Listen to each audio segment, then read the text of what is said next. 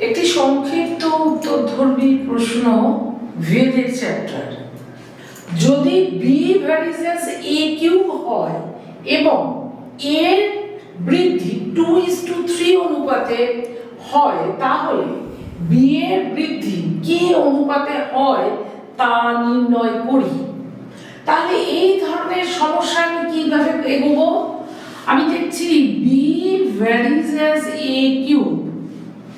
এখন যদি a এর ভ্যালু a1 হলে b এর ভ্যালু আমি ধরে নিচ্ছি b এর মান b1 হবে,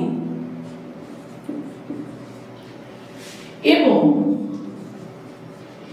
a এর ভ্যালু পরবর্তীকালে a2 হলো আফটার ইনক্রিমেন্ট, তাহলে b b2 হবে।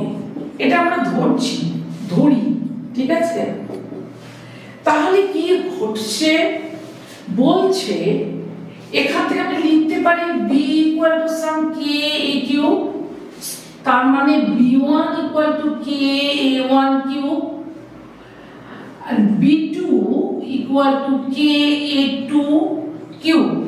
ভাগ করে দাও, তাহলে b1 by b2 equal to k a1 cube divided by k a2 cube.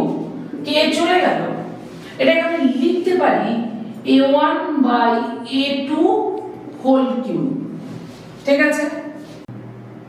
দেওয়া আছে a1 এর বৃদ্ধির অনুপাত 2:3, তার মানে কি a1 a2 2:3, তার মানে হচ্ছে a1 বাই a2 সমান 2/3। এটা এখানে বসিয়ে দাও, বসিয়ে দিলে তুমি কি পাবে? 2/3 হোল কিউব। সুতরাং আমি এখানেই করে দিচ্ছি তোমাদের b1 by b2 equal two হচ্ছে 8/27, তার মানে b1 is to b2 8:27। আমরা জানতে চেয়েছিল b এর বৃদ্ধির অনুপাত কি, নির্ণেয় অনুপাত 8:27। এটাই আমার আনসার।